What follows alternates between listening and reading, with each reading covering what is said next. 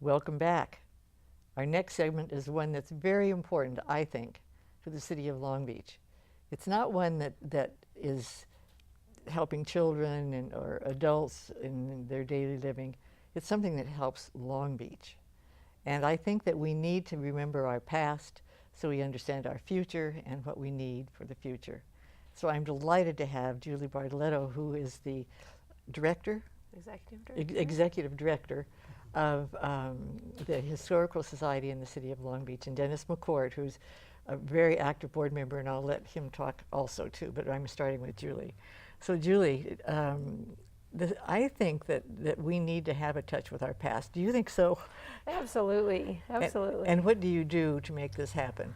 Well, I oversee the operations of the Historical Society, and we have a wonderful archive and gallery space on Atlantic Avenue in Bixby Knolls, and there we collect the material history of Long Beach and make the photographs and documents and other things available to the public to do research. And where do you get your things? They're donated from individuals. We have materials donated from the city. We have many materials donated recently from the Press Telegram, and just about everywhere. And what do you do with them? We build exhibitions around them. We build programming around them, and through all of the programs try to tell people more about Long Beach history and what they can find in our collection. Well, it seemed to me in the past there was a gentleman in town that had archives of every, and old barber chairs and things like that. What do you do with them? We put them on display for during exhibitions, and then lots of people are actually writing books and papers and doing research about the history of Long Beach and utilize materials that we have. Not so much barber chairs, but well, no, I just remembered that was one of the things that you probably don't even have it. I don't know if he gave it to the Historical Society, but there just needs to be a home where we have accumulated the things that talk about the city of Long Beach and how long it's been here. And you have several of the pamphlet books that are out discussing like the old Pike, right? Yes, we have a series of publications that we've published over the years, and one is about the Pike. Two other ones tell different stories that people wrote about what they remembered from old Long Beach.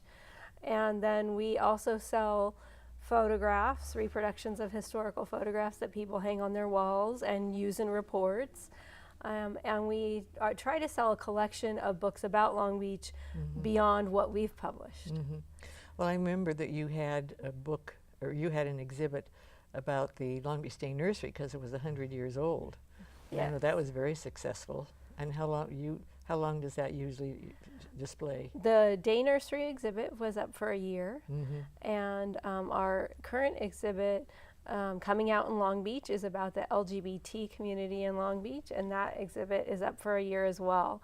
And that was a very exciting project. Oh, yes. We acquired a lot of new material about the history of LGBT community here, and have pride guides and all kinds of materials about different organizations, and so that and the will changing the changing population of our city. Yes, doing more and more programming around basically you the had changing something Long also Beach. for the Press Telegram.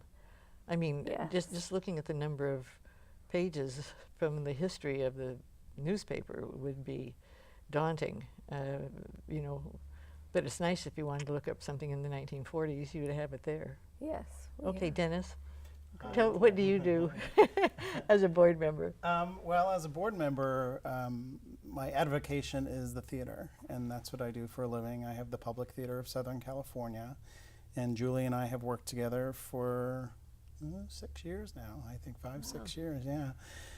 And my role on the board, one of the key things, flagship events that they do is the cemetery tour every October. So for those people That's very popular. Yeah, for anyone that's not familiar with it, right around Halloween, they go into the cemeteries here in Long Beach, Sunnyside. Is this the one on? This is the one on Spring. On Willow. On Willow. Willow, right. It's on Willow.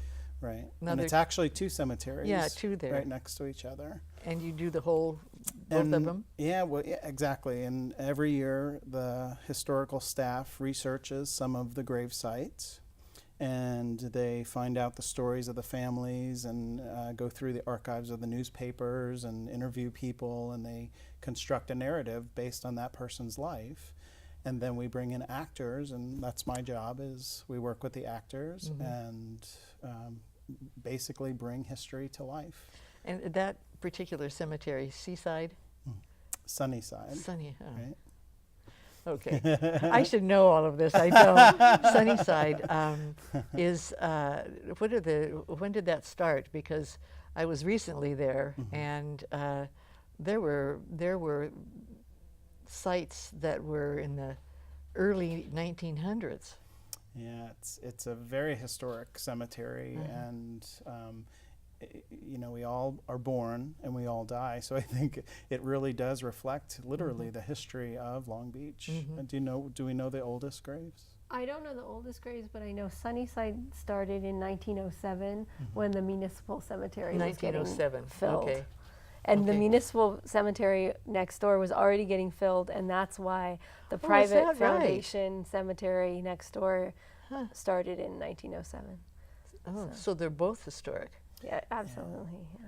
I And think one of the other really interesting things, I'm obviously being in the theater business, I'm a big advocate of story, and it's sort of how we know who we are. And I applaud the Historical Society, and it's really been my honor to be able to really bring perfect stories to the stage. life. Yeah, to life. And some of the interesting things that happen is, you know, the actors will be up performing, and then a family member will come up and say, you know, this was my great grandfather. Oh, my and goodness. Yeah, so it's just a lovely tradition, and I'm just proud to be a part of it. yeah, well, most people probably only know Forest Lawn, you know, on San Antonio Drive, Right. because that's in our era more. Right. But I know the one on Willow is just historic, and I know that you do that. So, but you know, the thing that I'll have to admit has bothered me for a long time is that the struggle to keep Historical Society monetarily funded, because it's not paid for by the city. It's paid for by people that donate and participate in some way, volunteering or to keep it alive, because just chronicling what you have is a job in itself.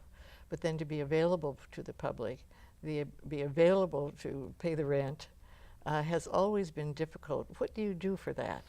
Well, fortunately, we have rent donated from the city. Okay. And that was probably 10 years in the making. That Well, I can remember, I think situation. this is the third or fourth location that you've been in since I was aware. Yes, we've moved a great deal, and that's taken a great deal of resources. So this is a wonderful situation in Bixby Knolls for us. And we have sponsorships to events like the cemetery tour. We offer sponsorships for exhibitions and different programs. But we have members who give money on a regular basis to ensure that we can keep our doors open.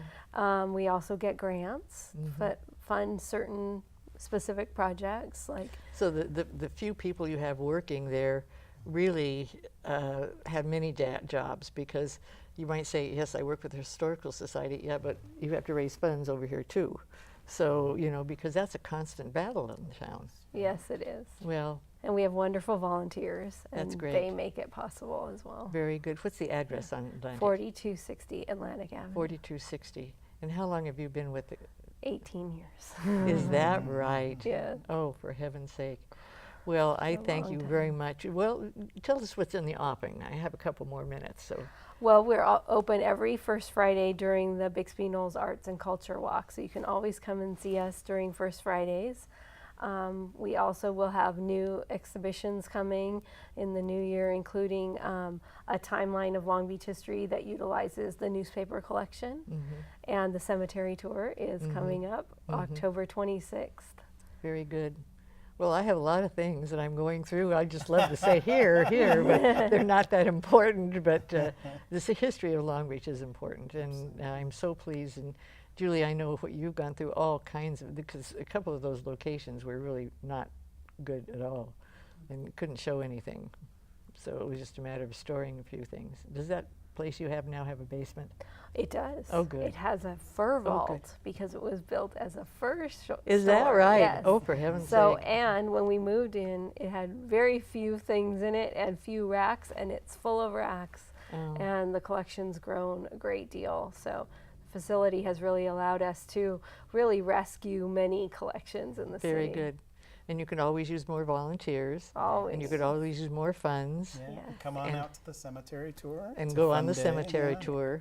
So, or buy some of the booklets if you're really interested in the past. My daughter was researching something from the 50s or from the 60s, and she found it right in the newspapers. You know, Yeah. it was right there in front of her. I was surprised. Yeah. Well, I thank you very much for being here, and I just feel that what you're doing is so important to our city and to our future. So, because we can understand it better if we know where we came from.